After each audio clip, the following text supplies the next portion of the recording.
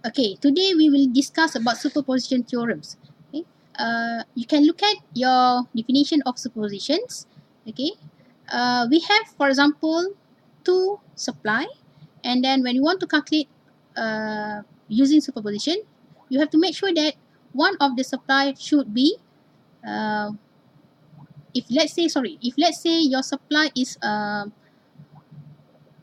voltages, so meaning that you have to short. If current source, meaning that you have to open.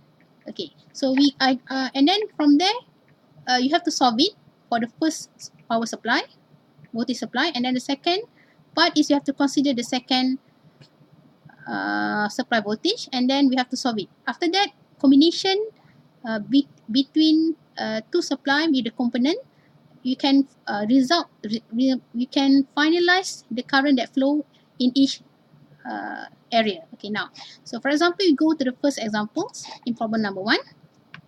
If you look at inside your first circuit diagram, you have two DC power supply, DC DC voltages. Okay, where the first one is 4 volts, the second one is 2 volts, and then you have 3 resistors. R1 equivalent to 2 ohms, R become 4 ohms, and R2 become 1 ohms. Okay, so the first step is you have to consider the E1, 4 volts, meaning that second voltages here should be in a short circuit. Okay, so if we look at in the first diagram here, okay, now you already short the E2. Okay, now to solve it, you have to parallel the R and R2 here, meaning that 4 multiplied by 1 divided by 4 plus 1, and the total component become 0.8 ohms. Okay, so next page. Okay, this is your final circuit, okay, for the first voltage. Okay, so from here you have to find out your I1, where I1 you have to implement your Ohm's law theorems. Okay, where I1 equivalent to E1 divided by R1 plus 0.8. Okay, now we know that R1 equivalent to 2 ohms. Automatically, I1 should be 4 divided by 2 plus 0.8, and I1 become 1.429. Okay, from here, we have to find out back your I2 and I3 using your current divider rule. Okay, we know that. Okay, to get your I2, meaning that you have to use the opposite resistors, where I2 equivalent to R2 divided by R2 plus R multiplied by the current source. Okay, current source become your I1. Okay, previous current that you already calculated. Okay, so now from here also you have to find out your I3. So I3 is, to get I3 equivalent to R over by R plus R2 multiplied by the current source I1 that you already calculated before. Okay, now, so meaning that your I3 should be 4 divided by 4 plus 1 multiplied by I1. Okay, where your I1 equivalent to 1.429. Okay, you can see inside this screen. Okay, so next step is you have to consider the second voltage.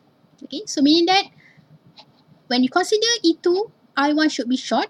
Okay, where the final circuit should be like this. Okay, so from here you have to find out your I4, I5, and I6. Okay, so now, so how to get your I4 here? So meaning that you have to parallel these two components, R1 and R, okay, where R1 equivalent to 2, R become 4. So when you parallel these two components, so equivalent to 2 multiplied by 4 divided by 2 plus 4, where the final answer is 1.33 ampere. 1.33 ohms. Okay, you have to amend my notes. Okay, now, so from here, once you know your total of resistance, your final circuit should be like this. Okay, this is the final equivalent circuit. Okay, now, so the component that you already calculate is the component of resistance you already calculate become 1.333 ohms. Okay, from here you can find out the I4. Okay, where the I4 equivalent to E divided by R2 plus by 1.33 using your Ohm's law.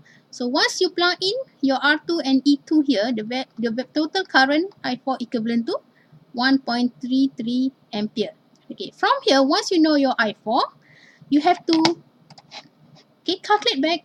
Okay, you have to calculate your I5 and I6. Okay, where I5 and I6 you can calculate using your current divider rule. Okay, so I5 equivalent to R1 divided by R1 plus R multiplied by the current source. So where current source is I4. So similar to your I6, when you want to calculate your I6, meaning that you have to calculate, your calculation should be R divided by R plus by R1 multiplied by your current source I4. Okay, so now the equation you can see inside this slide. This is for your I5, this is for your I6. Once you know your I4, I5, I6, okay, and also once you know your I1, I2, I3, you have to combine each current in your original circuit here. Okay, so here if you are consider the first source, meaning that you already find out your I1, I2, I3. You are consider the dotted line here, meaning that for your you are considered at your second source, meaning that you have your I4, I5, and 6. Okay, now from here you can see this is the current, okay, the current flow at this area. So this when you see from here, you can see in one line here you have two current, I1 and I6, and from here you can see, okay, the current in opposite directions. So meaning that you have to consider which one is the higher current. Okay, so from here you can see that I1 and I6, if you compare, I1 is higher than I6. Automatically, the value should be I1 minus by I6. Okay, so can you adjust my note, because I made a typo error inside my slide. So no I4 here. Okay, should be I4 1.429 minus by 0.571. Okay, now so final answer is 0.858. Okay, now so you look at current flow from at this area. Okay, so the current flow at this area is actually I2 and I5. Okay, where I2 come from supply number 1 and I5 come from your supply number 2. Because of two current here in similar directions, so automatically the value of current should be plus because same directions. Okay, that's why your value should be 0.286 plus by 0.286 equivalent to 0.572 ampere. And the last one, okay, the current flowing here. Okay, so you can see I3 come from your first source. Okay, I4 come from your second source. Okay, now we can see that the I3 and I4 direction is different directions. So you have to make sure that, okay, current flow here should be, okay, from the current should be from the current flow here should be I4 minus by I3 because we are consider the second source. Okay? So that's why I4 minus by I3 is 0.857 minus by 1.143. The final answer should be equivalent to minus 0.268, where this one we call as a charging conditions. Okay? The first one is discharging. Okay, that's all for your superposition theorems method. Okay, thank you.